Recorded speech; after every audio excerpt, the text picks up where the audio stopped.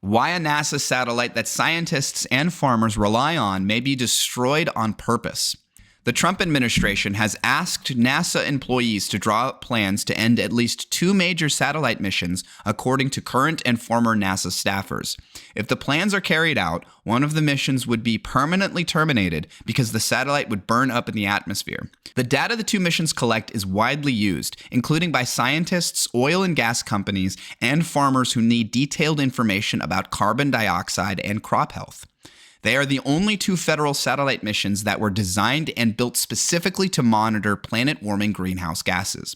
It is unclear why the Trump administration seeks to end the missions. The equipment in space is state-of-the-art and is expected to function for many more years, according to scientists who worked on the missions.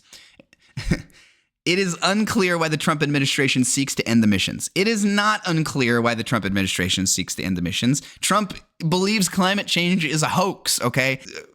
He talks about like 5G towers and how windmills mess with your brain, and how he talks about how like windmills are bad for birds and windmills in the ocean are bad for the. He's made a whole bunch of lunatic, crazy claims about renewable energy, right? He has made it very clear over the 8 years that he's been doing, or the 10 years that he's been doing this political dance, that he is not in favor of renewables and that he is openly hostile towards them. So it's not confusing why he would do this thing. It is very much in line with his viewpoint on all this. An official review by NASA in 2023 found that the data are of exceptionally high quality and recommended continuing the mission for at least 3 years. Both missions, known as the Orbiting Carbon Observatories, measure carbon dioxide and plant growth around the globe. They use identical measurement devices, but one device is attached to a standalone satellite while the other is attached to the International Space Station. The standalone satellite would burn up in the atmosphere if NASA pursued plans to terminate the mission. NASA employees who work on the 2 missions are making what the agency calls Phase F plans for both carbon monitoring missions, according to David Crisp, a longtime NASA scientist who designed the instruments and managed the missions until he retired in 2022. Phase F plans lay out options for terminating NASA missions. Crisp says NASA employees making those termination plans have reached out to him for his technical expertise.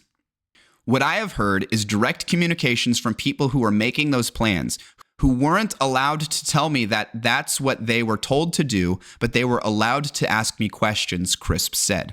They were asking me very sharp questions. The only thing that would have motivated those questions was somebody told them to come up with a termination plan. 3 other academic scientists who used data from the missions confirmed that they too have been contacted with questions related to mission termination. All 3 asked for anonymity because they are concerned that speaking about the mission termination plans publicly could endanger the jobs of the NASA employees who contacted them.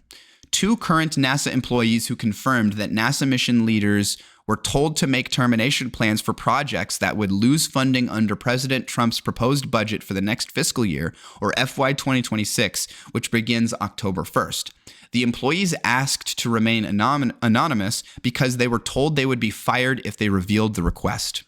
Presidential budget proposals are wish lists that often bear little resemblance to final congressional budgets. The Orbiting Carbon Observatory missions have already received funding from Congress through the end of 2025 fiscal year, which ends September 30th. Draft budgets that Congress is currently considering for next year keep NASA funding basically flat. But it's not clear whether these specific missions will receive funding again, or if Congress will pass a budget before current funding expires on September 30th. Last week, NASA announced it will consider proposals from private companies and universities that are willing to take on the cost of maintaining the device that is attached to the International Space Station, as well as another device that measures ozone in the atmosphere. In July, congressional Democrats sent a letter to acting NASA Administrator Sean Duffy, warning his agency not to terminate the missions that Congress has funded and arguing that the White House Office of Management and Budget and its director Russ Vought are overstepping by directing NASA and other agencies to stop spending money that Congress has already appropriated. This administration has been doing that a whole bunch, though, right? Like Congress appropriates money. That money needs to be spent on this. And then Trump just comes, and the executive just comes out and says, nah, we're not going to do that. We're just not going to do that, which makes no sense, right? Because it's Congress that appropriated the money. It's Congress that has the power to say whether or not that sort of thing gets done. It's not the executive, right? So the Trump administration is forcing the proposed cuts in its FY26 budget request on already appropriated FY25 funds. This is illegal. Yes, my understanding is that that the executive does not have the power to just cut funding appropriated by Congress like that. In the past, Vought has been vocal about cutting what he sees as inappropriate spending on projects related to climate change. Before he joined the Trump administration, Vought authored sections of the Heritage Foundation Project 2025's, Vought authored sections of the Heritage Foundation's Project 2025 roadmap for remaking the federal government.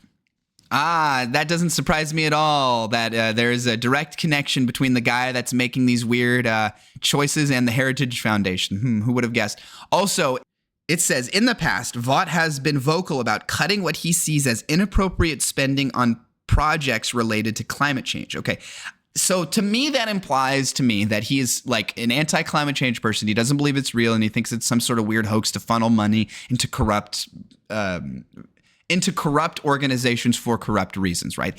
If he genuinely believes that the case, you'd think that he would be in favor of this sort of satellite project that provides very clear, indisputable data about all of this, right? If he believed that was the case, then he would be in favor of the satellite going up there and then proving him correct that, oh, actually there is no climate change. Oh, this satellite proves that we don't see the climate change like we thought, or this climate change is consistent with ice age cycles and it isn't caused by man or whatever.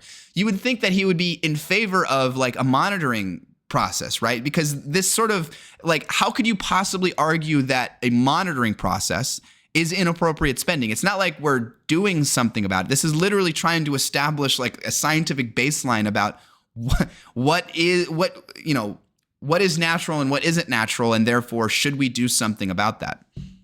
In that document, Vought wrote that the Biden administration's climate fanaticism will need a whole of government unwinding, and argued that federal regulators should make it easier for commercial satellites to be launched. I don't understand where the connection between making, I don't even know why they mentioned that he wants to make it easier for commercial satellites to be launched. I don't understand what the link to that is at all, but okay.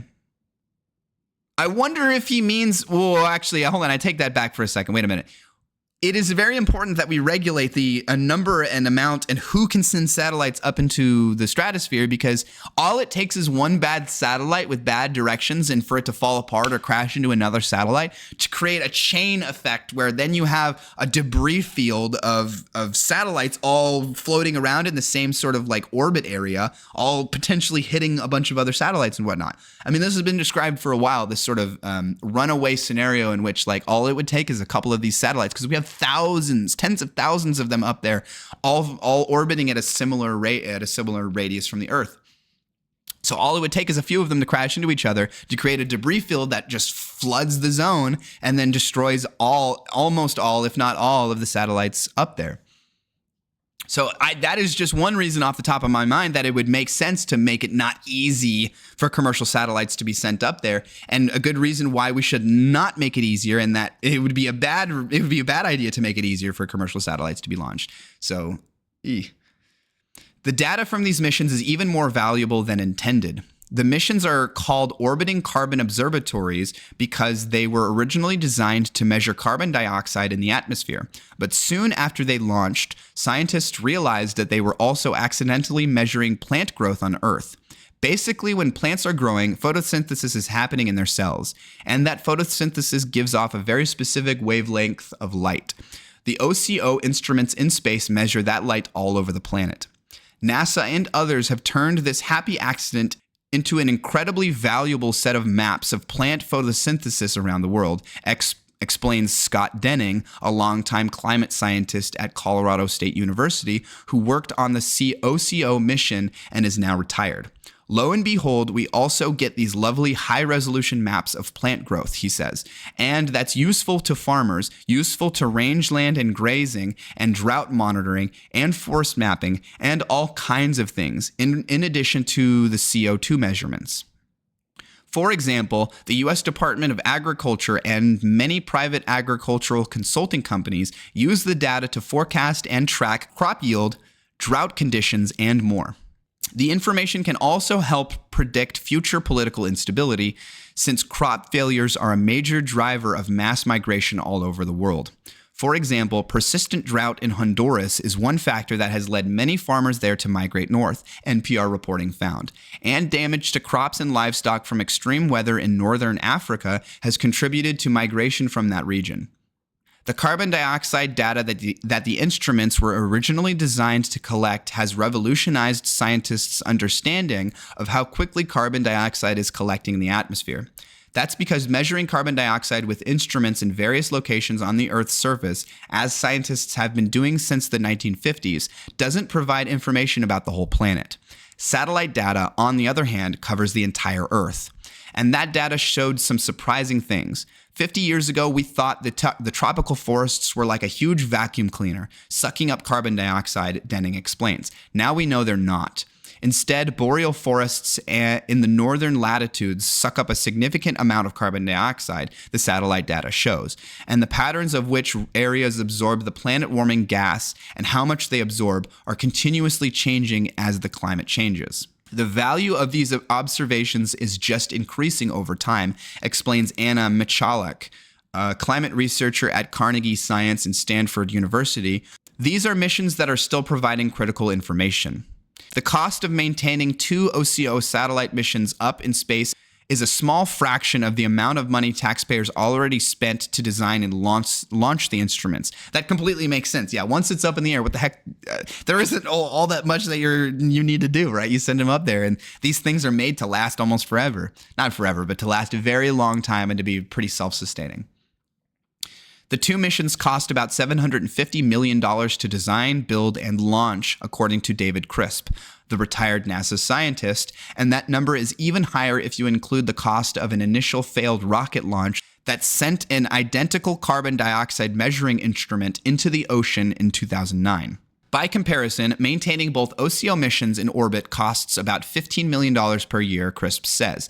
That money covers the cost of downloading the data, maintaining a network of calibration sensors on the ground, and making sure the standalone satellite isn't hit by space debris, according to Crisp. Just from an economic standpoint, it makes no economic sense to terminate NASA missions that are returning incredibly valuable data, Crisp says. That's what I keep coming back to, man. Like, if you were coming from this is where I come from. If you're coming from an economic standpoint at all, it makes no sense to terminate these things, especially if the lifespan of these satellites is just beginning and they have tons more time left in them and they don't need. Like, if you're going to spend $750 million, I don't care if it was the administration that came before you and you disagree with the reasons behind it. If we spent $750 million of taxpayer money to shoot up 2 satellites up there, and it only cost us like $10-15 million a year to keep them like updated and keep them and maintain them or whatnot, it is ludicrously stupid to knock them down, right? Just out of pure spite.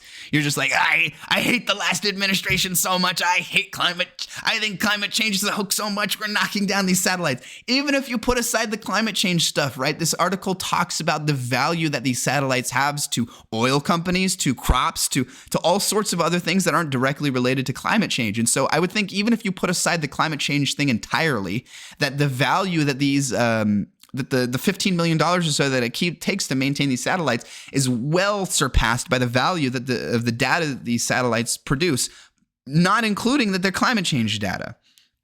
So it just seems so ass backwards, the idea that it just seems like pure petty spiteness, that you're just like, I think climate change is the hicks, and I hate the last administration. I hate that Biden guy. And honestly, and you hate the American taxpayer too. And you want to, I don't know, just waste money for wasting money's sake.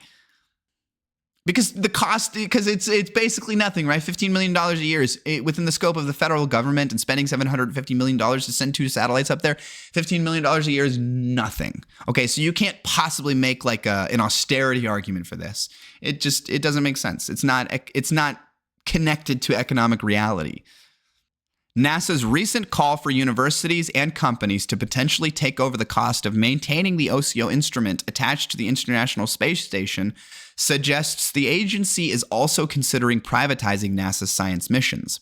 Such partnerships raise a host of thorny questions, says Michalak, who also worked with private companies, nonprofit groups, universities, and the federal government on greenhouse gas monitoring satellite projects. On the one hand, the private sector is really starting to have a role, Malaychuk said. In recent years, multiple private groups in the U.S. have launched satellites that measure methane, a potent planet-warming gas that is poorly monitored compared to carbon dioxide. Looking at it from the outside, it can look like the private sector is really picking up some of what the federal agencies were doing in terms of Earth observations, she explains. And it's true that they're contributing, but, she says, those efforts would not be possible without this underlying investment from public funding. Obviously, what private company is going to want to spend $750 billion launching 2 satellites up into space to monitor crop yields and carbon dioxide, right? There's no freaking way any company would ever spend that kind of money doing that. Yeah, this is just super weird. It's just super disconnected from economic reality, right? I just can't get over the idea that you would spend $1 billion, and even if you are furious at the Biden administration or whoever launched these satellites up there, and you believe climate change is a hoax, it still doesn't make sense to knock these satellites down, right? Because put aside climate change entirely, like I said, the value of these satellites in their crop data and then all the non-climate change related data that they get from these satellites alone is enough to justify their value and their ongoing cost, let alone the tremendously important information that is the climate change data that it gets. This is just like a classic example of cutting off your nose to spite your face, right? I don't know. I can't think of any other way to put this other than cutting off your nose to spite your face.